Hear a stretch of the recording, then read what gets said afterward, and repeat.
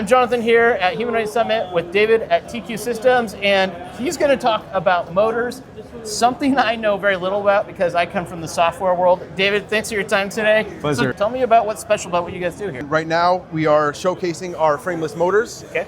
We have one of the highest torque dense motors on the market. Being that we have the highest copper fill factor. So if you can see our patented winding scheme, how tightly wound it is. Okay. Little gap. We have two different series. We have our ILM series and our ILM E series.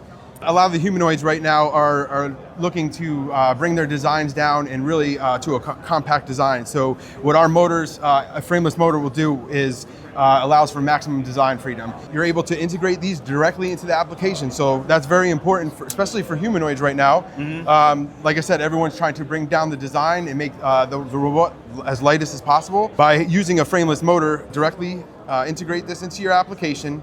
You don't need to have a clunky big housing on the side. Right. So this is our motor. So we have Okay. two series right now. We have the ILM series, which is our potted version, and we have the ILME, which is our non-potted version. Wait. Copper is torque. So Right. the more copper fill factor you can have, that you can fit in, the higher torque you're going to have. Okay. And that's very important when it comes to robotics, especially in the humanoid field. So you make these high power, small form factor, putting in like shoulders. We're seeing a lot of joints that are top heavy in these All the different humanoids. joints, all the way from the shoulder down to the hips and through the legs, down Yeah. to the wrists. Typically, how arms. many motors would you see in like a robot? I mean, You could I guess it depends on the design. It but depends on the customer's design, but typically you can see anywhere from 26 to 38 motors in an entire Okay. humanoid robot. And so if someone, let's say they're in the part where they're in the design phase of their robot and they want to, they're looking at different suppliers, and they like what they see here. Would they just contact you and then you would help guide them through like maybe what the best option is for them? Absolutely. We take pride in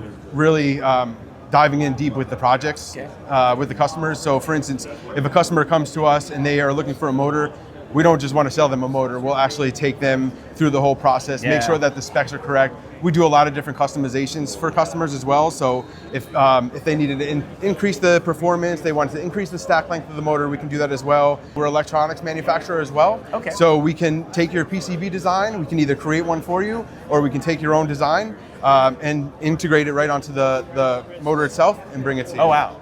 If you find that this is interesting, you just reach out to David. He can answer all your questions. David Hastings, and I thought this was really interesting. He taught me a lot about motors. They obviously know what they're doing.